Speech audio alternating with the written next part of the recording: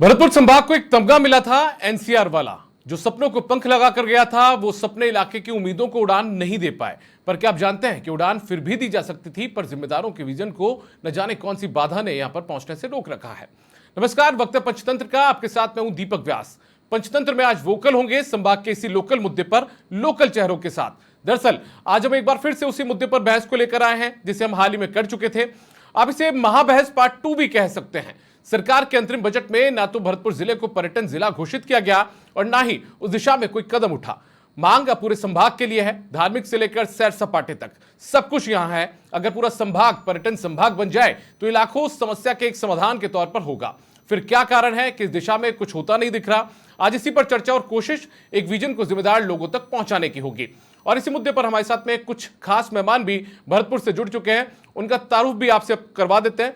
हमारे साथ में सीताराम गुप्ता जी जुड़े हुए हैं जो कि संयोजक हैं समृद्ध भारत संस्थान के, साथ में संजीव गुप्ता जी जो कि अध्यक्ष हैं भरतपुर व्यापार महासंघ के, साथ में शैलेश कौशिक जो कि प्रवक्ता हैं भारतीय जनता पार्टी के, साथ में अशोक तांबी जो कि प्रवक्ता हैं कांग्रेस पार्टी के, और साथ में हमारे सहयोगी संभाग प्रभारी दीपक लावानिया भी हमारे साथ जुड़ चुके हैं। आप तमाम लोगों का बहुत स्वागत है समाचार प्रेस की इस खास बहस में। सबसे पहले दीपक, मैं आपसे ही जानना चाहता हूं, आपसे इस चर्चा की शुरुआत करना चाहता हूं कि किस तरीके से कोशिशें यहां पर सरकार की तरफ से की जा सकती थी भरतपुर को पर्यटन संभाग के तौर पर स्थापित करने के लिए, स्टैब्लिश करने के लिए।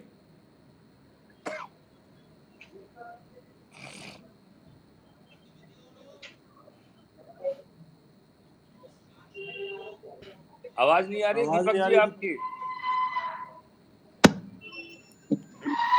बात करें भरतपुर संभाग की तो भरतपुर में पहले उद्योग धंधे हुआ करते थे। GW फैक्ट्री थी, डालमिया डेयरी थी, उसके अलावा सिमको बिरला फैक्ट्री थी जहां रेल के डिब्बे बना करते थे। लेकिन ये फैक्ट्रियां बंद हो चुकी हैं और NCR में शामिल होने के बाद और TTZ में शामिल होने के बाद नए उद्योग धंधे यहाँ विकसित नहीं हुए हैं। यही वजह है कि बेरोजगारी का आलम है। बेरोजगारी है तो क्राइम में भी बढ़ोतरी हुई है। NCR की वजह से, TTZ की वजह से भले ही उद्योग नहीं लगाए गए, यहाँ उद्योग शुरू नहीं हो सकते हैं। लेकिन अगर भरतपुर संभाग को पर्यटन संभाग अगर बना दिया जाए तो यहाँ उद्योग, एक तरीके की पर्यटन उद्योग यहाँ पनप सकता है। भरतपुर संभाग के धौलपुर में, भरतपुर में, सवाई माधोपुर में, करौली में और जो नया जिला बना है डी, वहां पर्यटन के कई ऐसे पर्यटन स्थल हैं जो विकसित किए जा सकते हैं। धार्मिक पर्यटन की बात करें तो यहाँ अच्छे अच्छे मंदिर हैं। बिहारी जी का मंदिर है, गंगा मंदिर है, लक्ष्मण जी का मंदिर है, पूसा मंदिर है और भी कई ऐसे स्मारक हैं। वहां उनको अगर विकसित किया जाए पर्यटन के क्षेत्र में तो एक रोजगार यहाँ लोगों को मिल सकता है। और NCR और जो TTZ की वजह से जो उद्योग धंधे नहीं पनप पा रहे हैं, नहीं हो पा रहे हैं, उनका जो खामियाजा है वो पूरा हो सकता है अगर भरतपुर संभाग को पर्यटन संभाग घोषित कर दिया जाए। लंबे समय से वैसे मांग चल रही है कि भरतपुर जिले को पर्यटन जिला बनाया जाए, लेकिन मेरा मानना है कि भरतपुर संभाग को ही पर्यटन संभाग बना सकते हैं। समृद्ध भारत संस्थान के सीताराम गुप्ता जी जो कि लुपिन के भी अधिशासी निदेशक रहे हैं लंबे समय तक, भरतपुर के और ग्रामीण क्षेत्र के विकास में इनकी बड़ी भूमिका रही है। जब हमने पिछले दिनों पर्यटन को लेकर और NCR को लेकर जो कार्यक्रम किया था पंचतंत्र का, तो सीताराम गुप्ता जी ने उस कार्यक्रम को देखा था और उन्होंने कहा था कि इस पर एक बार दोबारा से भी चर्चा होनी चाहिए, क्योंकि भरतपुर संभाग में पर्यटन को लेकर बहुत सारी संभावनाएं हैं। उन क्षेत्रों को, उन स्थलों को विकसित किया जा सकता है। बयाना का किला जो कि बाड़ासुर का किला है, बहुत विशाल किला है, वहां तक पहुंचने की कोई व्यवस्था नहीं है पर्यटक के लिए। पर्यटक जाते तो हैं लेकिन वहां अगर रोप वे बनाया जाए, जैसे आगे चर्चा हुई तो सीताराम गुप्ता जी इस पूरे विस्तार से इस बारे में बताएंगे। अगर पर्यटन संभाग बन सकता है दीपक, तो भरतपुर विकास की दौड़ में काफी आगे हो सकता है और पर्यटन मैप पर इसका एक बड़ा नाम हो सकता है। हालांकि केवलादेव, विश्व विख्यात केवलादेव नेशनल पार्क भरतपुर की पहचान है। देश विदेश में इस पार्क के नाम से भरतपुर को जाना जाता है। लेकिन अगर अन्य पर्यटक स्थलों को विकसित कर दिया जाए तो उनके नाम से भी भरतपुर को जाना जाएगा। जी ठीक है सीताराम गुप्ता जी, मैं आपका रुख करना चाहूंगा। आप समृद्ध भारत संस्थान के संयोजक हैं, लेकिन बात यदि समृद्ध भरतपुर की करें तो भरतपुर को कैसे समृद्ध बनाया जाए और क्या दिक्कतें इसमें आ रही है? पहले तो सबको बहुत बहुत नमस्कार। और ये शो आपने रखा है, दीपक जी को बहुत बहुत धन्यवाद, आपको बहुत बहुत धन्यवाद। सबसे बड़ी बात यह है कि पर्यटन हमारे लिए, अगर पहली बात करें अपन, तो सबसे ज्यादा अगर जॉब अगर जनरेट करता है 10 लाख रुपए में, तो उसका नाम है पर्यटन। और उसके बाद दूसरे नंबर पर एग्रीकल्चर आता है। ये एक स्टडी मौजूद है आज की डेट में।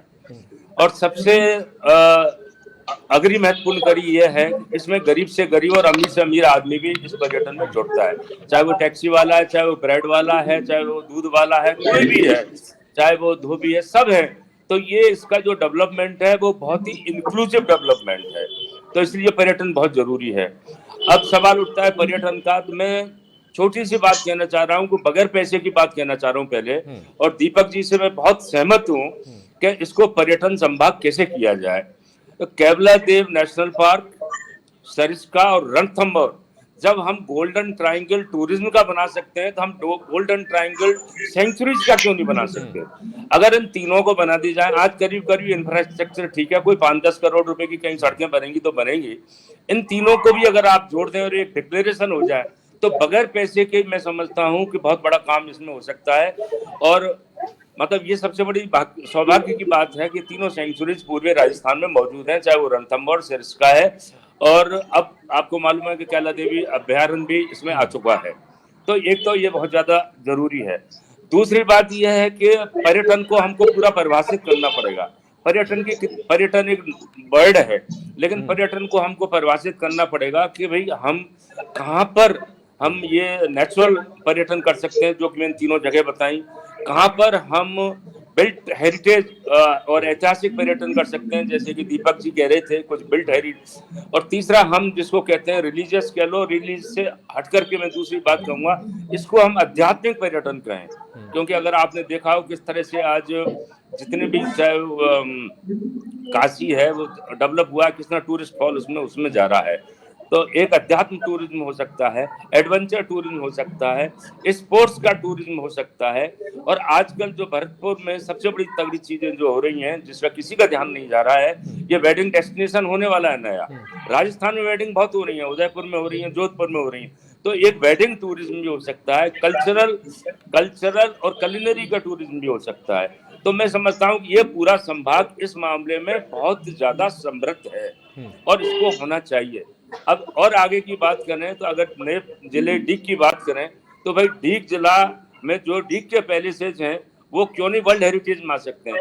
और मैं ये बता दूं आज आपको कि सबसे पहले अगर वर्ल्ड हेरिटेज में राजस्थान में कोई चीज डिक्लेयर हुई थी, उसका नाम था केवला देव नेशनल पार्क। और आराम से डीग का जो अपने पैलेसेज हैं वो भी आप अपने उसमें आ सकते हैं। लास्ट बात और मैं कहूंगा, छोटी सी बात, हमारी म्यूजियम बहुत अच्छी है भरतपुर की, पर बड़े दुख के साथ कहना पड़ता है कि जब हम भरतपुर में जाते हैं वहाँ एक गाइड नहीं मिलता है।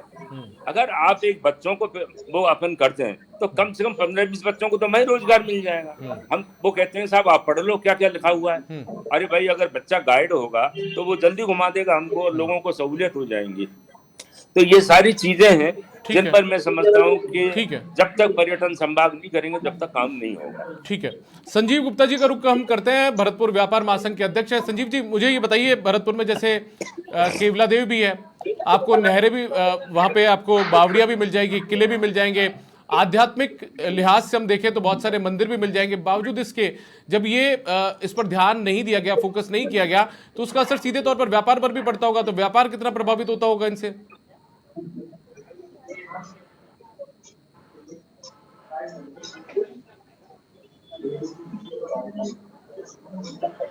संजीव जी, आपको मेरी आवाज मिल पा रही है? आवाज अनम्यूट करो संजीव जी। हेलो जी, हाँ, जी संजीव जी, धन्यवाद देना चाहता हूँ आपको, धन्यवाद देना चाहता हूँ कि आपने ये शो ऑर्गेनाइज किया है। आपने जो बात कही वो बारे में बिल्कुल सत्यता है इस बारे में कि जो पहले एनसीआर और टीटीजेड की अपन बात करें तो एनसीआर और टीटीजेड की वजह से वैसे ही बहुत ज़्यादा पीड़ित हैं हम, और कोई वर्क नहीं हुआ यहाँ पर। अब जहाँ तक अपन डेवलपमेंट की बात करें या टूरिज्म की बात करें तो अभी सीताराम जी ने बहुत कुछ उस टूरिज्म के बारे में कह दिया है, लेकिन एक बहुत बड़ा काम ऐसा हो सकता है कि जो कि सरकार इच्छुक भी है और उस काम को बहुत इजीली कर सकती है। बहुत ज़्यादा उसमें कोई ऐसा जैसे मान लो अपन सुजान गंगा की बात करें तो सुजान गंगा का जो डेवलपमेंट है एक कॉरिडोर के रूप में किया जाए, जैसे महाकाल वगैरह में किया है, और तो इतना सुंदर, और क्योंकि यहाँ 20,000 से ज़्यादा श्रद्धालु आज की तारीख में दर्शन कर रहे हैं, और जैसे कि मान्यता है कि असली बिहारी जी यही माने जाते हैं, तो इसको डेवलप किया जा सकता है बहुत अच्छी तरह, जिसमें हजारों लाखों की तादाद में यहाँ पर रोजगार मिलेगा। और दूसरी बात, अपन जिससे व्यापारी वर्ग को भी लाभ होगा, और व्यापारी वर्ग के लिए जो रोजगार है वो एक बहुत अच्छा सुगम एक साधन बन सकता है ये सुजान गंगा की नहर, यदि इसको कॉरिडोर के रूप में डेवलप किया जाए तो। दूसरी बात ये कि जहाँ तक अभी माननीय मुख्यमंत्री जी यहाँ पर आए थे, तो उन्होंने प्रबुद्ध जनों की एक बैठक ली थी, उसमें भी ये मैंने सुझाव रखा था इसका, टीटीजेड और उसका तो था ही एनसीआर का, और साथ में ये सुझाव भी था, और ये पर्यटन जिले की भी बात थी अपनी। और उसके साथ साथ जो औद्योगिक क्षेत्र की बात अपन कर रहे थे, तो माननीय मुख्यमंत्री जी कह रहे कि साहब जगह की थोड़ी समस्या है यहाँ पर, तो मैंने उनको एक सुझाव दिया था कि भाई यहाँ पे सिमको वैगन फैक्ट्री है, उसके पास 500 बीघे जमीन है, वो 58 से शायद यहाँ सिमको वैगन फैक्ट्री लागू हुई है, और जब से वो 500 बीघे जमीन उनके पास है, और 100 बीघे जमीन करीब करीब उनके काम में आ रही है, तो 400 बीघे जमीन में आप क्यों नहीं उसमें इंडस्ट्रियल एरिया डेवलप कर सकते, और वो लीज पर है जगह। तो इस तरीके के सुझाव उन्होंने मांगे थे, बहुत अच्छा लगा कि वो यहाँ पर आए थे, और सब जगह उन्होंने अपनी एक कोशिश की कि भरतपुर किस तरीके से अपन डेवलप कर सकते हैं, और किस तरीके से टूरिज्म को डेवलप कर सकते हैं, जिससे कि यहाँ के जो बेरोजगार हैं या युवक हैं वो कम से कम एक इस श्रेणी में आ सकेंगे, उनको रोजगार मिल सके और कुछ डेवलप कर सकते हैं, ऐसा मेरा मानना है। ठीक है, ठीक है। अशोक तांबी जी, मैं आपका रुख करना चाहूंगा, बीजेपी के जो हमारे गेस्ट हमारे साथ मौजूद है उनके पास जाऊं, उससे पहले मैं आपके पास आता हूं। मुझे बताइए अशोक जी, आपकी सरकार रही राजस्थान में 5 साल तक, अब हालांकि बीजेपी की सरकार है, उनसे भी मैं सवाल करूंगा। 5 साल तक सरकार बीजेपी की रही, आपके जो वहां के विधायक थे उनको मंत्री पद भी मिले हैं, मंत्री भी रहे हैं भरतपुर और भरतपुर के आसपास के इलाकों से, क्या उनमें भी इच्छा शक्ति की कमी देखी गई, वरना भरतपुर और बेहतर बनाया जा सकता था? नहीं दीपक जी, ऐसी बात नहीं है कि हमारे यहाँ से जो मंत्री थे, पर्यटन मंत्री विश्विन सिंह रहे कांग्रेस की सरकार में, उन्होंने कोई इच्छा शक्ति की कमी हो, ऐसा नहीं है। विजन था उनके पास में, और अपने विजन और अपने कार्यकाल में उन्होंने जितने काम किए, जैसे अभी धार्मिक पर्यटन की बात आ रही है, तो भरतपुर का जो इष्ट देव है बिहारी जी महाराज, उनका मंदिर उन्होंने डेवलप करवाया है। सारे प्रोजेक्ट पे काम हुए हैं, और भी दूसरे प्रोजेक्ट थे। भरतपुर के स्थानीय विधायक डॉक्टर सुभाष गर्ग यहाँ की जो सुजान गंगा नहर के बारे में भी बात कर रहे थे, तो सुजान गंगा नहर को भी डेवलप करने का उन्होंने प्रयास किया। हाँ, मैं सहमत हूं कि ये प्रयास शुरुआती प्रयास थे, आंशिक प्रयास थे, लेकिन आगे अभी मौका मिलता और भी उसको डेवलप कराया जा सकता था। उनके पास पूरा प्लान है, रूट चार्ट है, विजन है उसको डेवलप करने का। लेकिन भरतपुर में केवला देव को, बिहारी जी मंदिर है, डीक के किले हैं, बयाना है, इन सबको डेवलप करके बहुत सारी संभावनाएं हैं जिनको तराशा जा सकता है। हम लोग वैसे ही पीड़ित हैं और हम आपदा झेल रहे हैं, क्योंकि टीटीजेड और एनसीआर ये दो हमारे सामने बड़ी विकट गंभीर समस्याएं हैं। लेकिन माननीय प्रधानमंत्री नरेंद्र मोदी जी स्वयं कहते हैं इस बात को कि आपदा में अवसर। अभी मौका अभी ऐसा आया है कि राजस्थान में भी बीजेपी की सरकार है, केंद्र में भी सरकार है, तो एनसीआर की समस्या को रखें, हम टीटीजेड की समस्या को रखें, उनके साथ साथ भरतपुर में क्या विजन लेके चले, विकास कैसे कराया जा सकता है, पर्यटन का टूरिज्म सर्किट कैसे हम इसको डेवलप कर सकते हैं, उस पर विचार करने के लिए आपके हम लोग बहुत आभारी हैं पंचतंत्र के, जिसमें पहले भी आपने सवाल उठाया था, विचार रखा था भरतपुर के प्रबुद्ध जनों के बीच में। अभी उसी को लेकर, चूंकि स्थानीय मुख्यमंत्री हमारे अपने बीच के हैं, उनको सारी समस्याओं से वो भली भांति अवगत भी हैं, यहाँ से वो जानते हैं, और सारी चीजें अभी सीताराम जी सारे अपने विचार रख रहे हैं। मैं कहता हूं कि भरतपुर के विकास की जो पूरी रीड सारी चीज बेसिक जो इनके जानकारी में, ऐसे लोगों को यदि साथ लेकर चलेंगे, ऐसे लोगों की जानकारी को साथ लेकर चलेंगे, प्लान करेंगे, तो भरतपुर टूरिज्म को लेकर बहुत आगे बढ़ेगा। संजीव जी बहुत सपोर्टिव रहते हैं भरतपुर के व्यापार के विकास को लेकर, काफी चिंता रहती है। लेकिन अब भरतपुर में ना तो व्यापार है, ना उद्योग धंधे है, रोजगार की कमी है। तो अपन पर्यटन को लेकर जो चर्चा कर रहे हैं, पर्यटन को काफी आगे बढ़ाया जा सकता है, धार्मिक स्थलों को जोड़ते हुए और यहाँ के किले और सब उनको जोड़ते हुए हम आगे काफी जा सकते हैं। ठीक है, शैलेश कौशिक जी भी हमारे साथ जुड़े हुए हैं, बीजेपी के प्रवक्ता के तौर पर हमारे साथ में मौजूद हैं। कौशिक साहब, मुझे ये बताइए कि भरतपुर की पहचान देखिए, आप राजस्थान के किसी भी संभाग मुख्यालय पर चले जाइए, जयपुर को आप छोड़ दीजिए, राजधानी अजमेर चले जाइए, उदयपुर चले जाइए, जोधपुर, कोटा, बीकानेर, अब तो सीकर में भी चले जाइए, ऐसे बहुत सारी जो संभाग मुख्यालय हैं, काफ़ी स्थितियां वहां पर सुदृढ़ हैं, आप किसी भी लिहाज से देख लीजिए। लेकिन जब भरतपुर में कोई व्यक्ति एंटर करता है तो आपको लगेगा कि दूसरे इलाकों से, दूसरे संभाग मुख्यालयों से भरतपुर कहीं ना कहीं पिछड़ा हुआ है, जबकि संभाग मुख्यालय है वो कहाँ कमी रह गई। और अब आपकी सरकार आ चुकी है, भरतपुर से मुख्यमंत्री हैं, क्या उम्मीद अब आप करते हैं? देखिए दीपक जी, सबसे पहले तो आपको बहुत बहुत धन्यवाद कि आपने एक भरतपुर के महत्वपूर्ण विषय को इस कार्यक्रम में दोबारा रखा है। जहां तक भरतपुर के पिछड़ेपन की या भरतपुर की स्थिति का सवाल है, तो भी हमारे माननीय मित्र तांबी जी कह रहे थे कि पिछले 5 साल में, पूछ रहा हूँ 5 साल में 6 मंत्री थे, भरतपुर के प्रति क्या विजन रहा था। जिन स्थानीय विधायक की ये बात कर रहे हैं, उन्होंने, मैंने पहले भी कहा था, 100 से अधिक चक्कर लगाए थे, और उनकी जो, मैं सुजान गंगा नहर को लेता हूँ, फुहारे उन्होंने चलवाए, फुहारे बंद। आना सागर से मशीन आई, वो कीचड़ नहीं निकाल पाई। आपके देखिए लाइटिंग हेरिटेज की लगी, वो आज बंद पड़ी है। आप नाव आई थी, वो नाव रखी है, तो कहाँ है वो विजन? कांग्रेस सरकार का भरतपुर के प्रति कोई संवेदनशील विजन नहीं था। अगर विजन होता तो उसके 10-20% रिजल्ट आज कम से कम 5 सालों में दिखते। जहां तक अब वर्तमान की बात करें तो निश्चित रूप से भजन लाल शर्मा जी भरतपुर की, उनकी जन्मभूमि है, उनकी कर्मभूमि है, राजनीतिक क्षेत्र का कथाया उन्होंने यहीं से सीखा है, तो हम कह सकते हैं। और अभी संजीव जी भाई साहब ने बताया था कि मुख्यमंत्री जी ने पहली बार ऐसा हुआ है कि खुद मुख्यमंत्री आए और भरतपुर के प्रबुद्ध लोगों को एकत्रित कर उन्होंने पूछा है कि भरतपुर के लिए क्या विजन है, आप मुझसे क्या चाहते हो, मैं क्या कर सकता हूँ, आप बताइए भरतपुर कैसे आगे बढ़े। निश्चित रूप से उन सब प्रबुद्ध जिन्होंने सुझाव दिए उनको उन्होंने अपने संज्ञान में लिया है। और इसकी पहली परिणति आप देखिए कि अभी लेखानुदान था केवल, जिसमें खर्चे को प्रस्तुत किया था 4 महीने के लिए, बजट तो अभी आएगा, और उस लेखानुदान में ही भरतपुर संभाग के धौलपुर जिले में मचकुंड के लिए, भरतपुर में डीग में पूछड़ी के लिए, और रणथंभौर में त्रिनेत्र गणेश जी के लिए 15-15 करोड़ रुपए पर्यटन के लिए, मंदिरों के लिए दिए। ये उनकी एक दूरदर्शिता झलकती है इस संभाग के लिए, इस जिले के लिए। और निश्चित रूप से मैं कह सकता हूं पार्टी के जिम्मेदार पदाधिकारी होने के नाते कि जब पूर्ण बजट आएगा लोकसभा चुनाव के बाद, तो भरतपुर पर्यटन के क्षेत्र में भरतपुर के लिए महत्वपूर्ण घोषणाएं होंगी, क्योंकि वो मुख्यमंत्री जी ने जन्म लिया है, कर्म है उनका, और वो जानते हैं कि भरतपुर का क्या दर्द है, भरतपुर को क्या आवश्यकता है, भरतपुर कैसे आगे बढ़ सकता है। निश्चित रूप से मेरा ऐसा विश्वास है। ठीक है, सीताराम जी का वापस एक बार रुख करूंगा। सीताराम जी, मुझे बताइए, राजनीतिक इच्छा शक्ति की भी कमी रही यहाँ पर?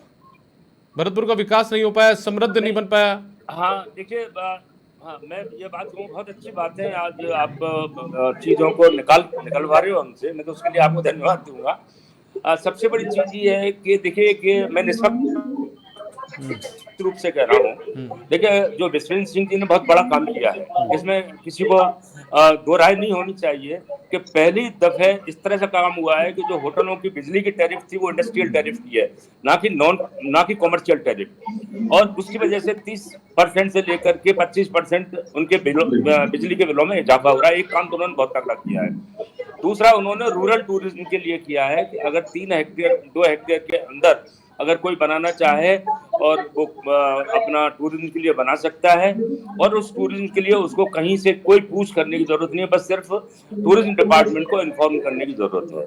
तो ये चीजें मैं यहाँ पर भी, आजकल मैं गोवा में हूँ, और गोवा में यहाँ से सीएम से मिला था सुरेश प्रभु जी के थ्रू, तो मैंने उनको भी बताया था कि इंडस्ट्रियल टैरिफ होने से भरतपुर के। ठीक है, सीताराम जी से वापस कनेक्ट करने की कोशिश करेंगे। संजीव गुप्ता जी का एक बार वापस से रुख करते हैं। संजीव जी, अभी मैंने जिक्र किया था कि राजस्थान के दूसरे संभाग मुख्यालयों की बात की जाए तो उससे भरतपुर कहीं ना कहीं पिछड़ा हुआ है, लेकिन भरतपुर का एक जिक्र और यहाँ पर आता है। भरतपुर को लेकर जब बात होती है तो आसपास के इलाकों में अपराध को लेकर भी बात होती है। तो ऐसे में आपको नहीं लगता कि यदि भरतपुर क्राइम के लिहाज से यदि बेहतर कानून व्यवस्था वहां पर की जाए, व्यापार के लिहाज से कुछ वहां पर कुछ कदम उठाए जाएं, पर्यटन के लिहाज से कोई कदम उठाए जाएं, तो इन तमाम चीजों का एक सकारात्मक जो दृष्टिकोण है वो सामने आ सकता है? व्यापक दृष्टिकोण पर यदि काम किया जाए तो। मेरा कोई टेलीफोन आ गया था, मुझे 2 मिनट और देना। जी जी, चलिए सीताराम जी, आप पहले कंप्लीट कर लीजिए अपनी बात। हाँ, अब जैसे धौलपुर है, धौलपुर में मचकुंड है, तालाब शाही मौजूद है वहाँ पर, वन विहार वहाँ पे मौजूद है। इसी तरह से करौली में बात करेंगे तो आप देखिए, एक चीज मैं जिसको अध्यात्म पर्यटन की बात कर रहा हूँ, ये कहा जाता है, पुराणों में भी ये कहा गया है कि अगर गोविंद देव जी के दर्शन और करौली के अपने जो करौली में जो मंदिर है अपने बिहारी जी का जी, और भरतपुर के अगर एक दिन में दर्शन करते हैं तो मनो इच्छा पूरी होती है, ये लोग बाग मानते हैं। और अगर भरतपुर के नहीं करते हो तो आप मथुरा के कर लीजिए। तो मैं कह रहा हूँ ये बहुत बड़ी संभावना यहाँ पे हो सकती है।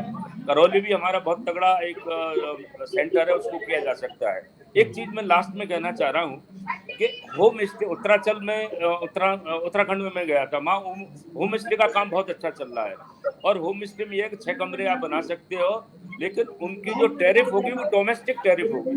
तो ये सारी चीजें अपने को देनी पड़ेंगी, क्योंकि भैरव सिंह जी ने सिर्फ एक काम किया था कि जो भी हवेली थी उनके ओनर्स को जो अपना जो अल्कोहल का लाइसेंस था, जिसको कहते हैं ये लिकर का लाइसेंस था, उनको बहुत सस्ता कर दिया था। अगर वहाँ 10 लाख का मिलता है तो मुश्किल से 50,000 रुपए 5 लाख रुपए का देना पड़ता था उसका। ठीक है सर। तो ये इस तरह की जो पॉलिसी डिसीजंस हैं वो सरकार को लेनी पड़ेगी, और ठीक कुछ है। चीजें ऐसी हैं जो बगैर पैसे के भी बहुत बड़ी हो सकती ठीक है हैं। जैसे संजीव मैंने गुप्ता पहले जी, बताया। मैं संजीव गुप्ता जी का एक बार रुक करूंगा। संजीव जी मुझे ये बताइए, एनसीआर में शामिल किया गया था नेशनल कैपिटल रीजन में भरतपुर को, क्या उसका कोई फायदा मिलता हुआ नजर आया आप लोगों को, या नुकसान ही नुकसान उठाना पड़ा?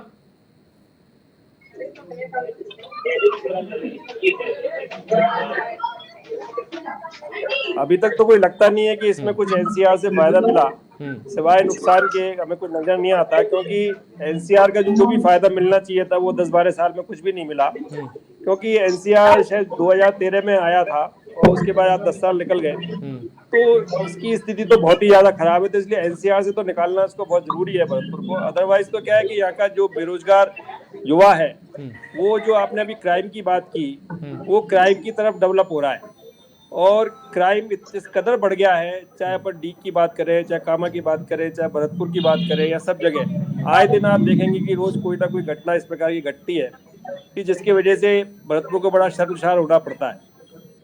तो यदि इसको एनसीआर से निकालकर और इसको अच्छी तरीके से डेवलपमेंट मिल जाता है तो डेफिनेटली इसमें रोजगार मिलेगा। जहाँ तक पर्यटन का सवाल है, पर्यटन के बारे में माननीय सीताराम जी ने बहुत कुछ कह दिया, सब चीज उन्होंने उनके संज्ञान में है।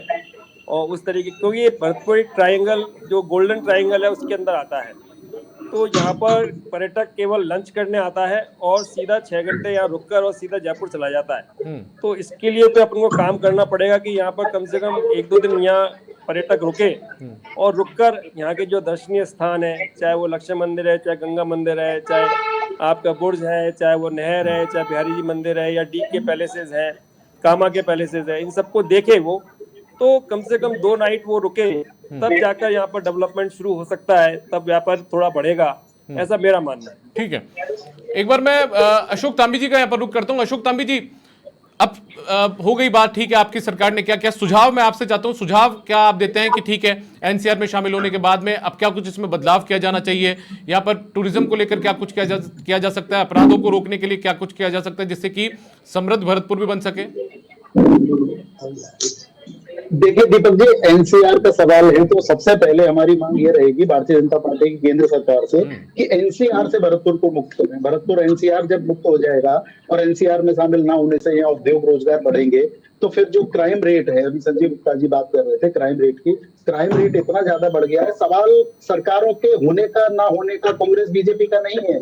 माननीय मुख्यमंत्री जी ने जब अभी शपथ ली थी उसके कुछ दिन के बाद ही भरतपुर में कई सारे रिसेंटली ऐसे क्राइम हुए थे जो कि शर्मसार होने की बात है, और कांग्रेस सरकार में भी होते हैं। इसमें किसी राजनीतिक दल का कोई रोल नहीं होता क्राइम रेट में। इसमें मुख्य रूप से जो बेरोजगार है, जो भटकता हुआ बेरोजगार है, वो क्राइम सीन को क्रिएट करता है। तो उसके लिए बहुत जरूरी है कि यहाँ उद्योग धंधे बढ़े, एनसीआर से भरतपुर दूर, भरतपुर निकले एनसीआर से बाहर और उद्योग बढ़े, यहाँ बड़े बड़े उद्योग बढ़े। ठीक है अशोक तांबी जी, मुझे बहुत संक्षिप्त में बताइए, अशोक जी मुझे बहुत संक्षिप्त में बताइए, एनसीआर में शामिल होने के बाद में क्या कुछ हो सकता था भरतपुर का विकास, और कहां पर भरतपुर पिछड़ा यदि एनसीआर में बेहतर तरीके से शामिल करने के बाद में काम किया जाता तो? डेफिनेटली आप देखेंगे कि भरतपुर में पहले बहुत बड़े बड़े उद्योग थे और आज एनसीआर में आने की वजह से सारे उद्योग धंधे यहाँ से बंद हो गए। ईंट का यहाँ पर पकाने का काम बड़ा मुख्य रूप से चलता था, ईंट भट्टों का, वो भी यहाँ से शिफ्ट करना पड़ा टीटीजेड की वजह से। तो बहुत सारी ऐसी चीजें हैं जो उद्योग धंधे यहाँ डेवलप नहीं हो पाए। नए उद्योग लगने थे, नई संभावनाएं थी, नए उद्योग आ नहीं पाए। पिछले 10 साल से भरतपुर पीड़ित है, एक सिंगल उद्योग यहाँ डेवलप नहीं हो पाया सिर्फ एनसीआर की वजह से। आज अपन यदि उद्योग पर्यटन उद्योग के साथ साथ उद्योग भी बढ़ेगा। ठीक है सर, ठीक है सर, मैं बस की कमी है, मैं शैलेंद्र जी का रुख करूंगा। शैलेंद्र जी मुझे ये बताइए, कौशिक साहब की तमाम लोग जो यहाँ पर हमारे मेहमान हैं, ये तमाम लोग ये कह रहे हैं कि एनसीआर में जब उसे शामिल किया गया तो उसका जो लाभ भरतपुर को मिलना चाहिए था वो नहीं मिला, उल्टा एनसीआर में शामिल होने के बाद में उद्योग धंधे व्यापार यहाँ से चौपट हो गया। तो सरकार क्या मंशा रखती है कि अब इसको एनसीआर से वापस बाहर निकाला जाए? देखिए, जो सभी लोग उपस्थित है पैनल में, हम निश्चित रूप से भरतपुर के विकास और भरतपुर की सोच के प्रति गंभीर शुरू से रहते आए हैं, और ये वास्तविक सोच है कि आप कह सकते हैं सोच को, अगर भरतपुर में नहीं होता तो जैसे का ईंट का उद्योग हुआ, ग्रिड का उद्योग हुआ, क्रेशर्स हुए, ये बिजनेस चलते, ये बिजनेस चलते निश्चित रूप से। तो अपन तो ये कह सकते हैं कि माननीय मुख्यमंत्री जी के विषय संज्ञान में है, और निश्चित रूप से मैं कह सकता हूं कि भरतपुर से एनसीआर को निकालने के लिए एक सकारात्मक प्रयास चल रहे हैं, क्योंकि निश्चित अगर भरतपुर एनसीआर से निकलेगा, टीटीजे से निकलेगा, तो भरतपुर में न केवल उद्योग, पर्यटन, बल्कि और भी कई ऐसी चीजें हैं जो प्रतिबंध के कारण नहीं हो पाती, वो भरतपुर में आएंगे। भरतपुर के युवाओं को रोजगार मिलेगा और भरतपुर राजस्थान के पटल पर एक नए पर्यटन केंद्र के रूप में, नए उद्योग केंद्र के रूप में, विकसित संभाग के रूप में उभरेगा। निश्चित रूप से ऐसी मंशा मुख्यमंत्री जी से करते हैं, मुख्यमंत्री जी के इस बात के संज्ञान में है। ठीक है कौशिक जी, आप बीजेपी के प्रवक्ता के तौर पर हमारे साथ मौजूद हैं। उम्मीद करें आपसे कि आप मुख्यमंत्री के सामने या सरकार के सामने इस पूरी बातों को, जो भी यहां पर बहस हुई, उसको लेकर आएंगे, पार्टी प्लेटफॉर्म पर लेकर जाएंगे, सरकार के सामने लेकर जाएंगे। बिल्कुल निश्चित रूप से भरतपुर के सभी लोगों ने विचार रखे। भारतीय जनता पार्टी के कार्यकर्ताओं की बैठक हुई, उसमें भी विचार रखे गए थे भरतपुर के सभी कार्यकर्ताओं की तरफ से कि एक एनसीआर टीटीजे के विषय को समाधान किया जाए समस्या का, जिससे भरतपुर विकास की ओर तीव्रता के साथ अग्रसर हो सके। ठीक है, मैं आखिरी टिप्पणी बहुत संक्षिप्त में हमारे सहयोगी दीपक लवानिया की चाहूंगा। दीपक, लगातार तमाम लोग यही करें कि एनसीआर में शामिल होने के बाद में जो विकास यहां पर होना चाहिए था वो नहीं हो पाया। आखिरी टिप्पणी आपकी। मान्य है, एक मिनट और लूंगा मैं एनसीआर के बारे में। दीपक जी दीपक, आपकी आखिरी टिप्पणी। बिल्कुल, अब अपने भरतपुर के मुख्यमंत्री भजनलाल शर्मा बन चुके हैं, भरतपुर के निवासी हैं। राजनीति नहीं हो, ना कांग्रेस हो, ना बीजेपी हो, इस तरह की बातें ना हो। सभी का ये फर्ज होना चाहिए कि भरतपुर का जो पर्यटन उद्योग है वो पूरी तरह से डेवलप हो सके, जिससे यहाँ जो बेरोजगारी का आलम है वो खत्म हो सके। और जो पर्यटक हैं, अब पर्यटकों की पोजीशन ये हो गई है दीपक कि यहाँ आते हैं, लंच करते हैं और चले जाते हैं। पहले ये होता था कि 3-3 दिन 4-4 दिन पर्यटक यहाँ रुकता था।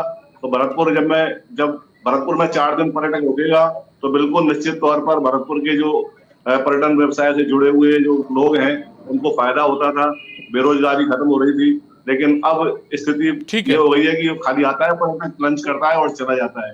अब जब भरतपुर के निवासी भजनलाल शर्मा सीएम बन गए हैं तो वो पूरी यहाँ की जो समस्याएं हैं उनसे वाकिफ हैं, और पूरे भरतपुर को उम्मीद है कि भरतपुर संभाग जल्दी ही पर्यटन संभाग बनेगा और यहाँ के पर्यटन स्थल पूरी तरह से विकसित होंगे।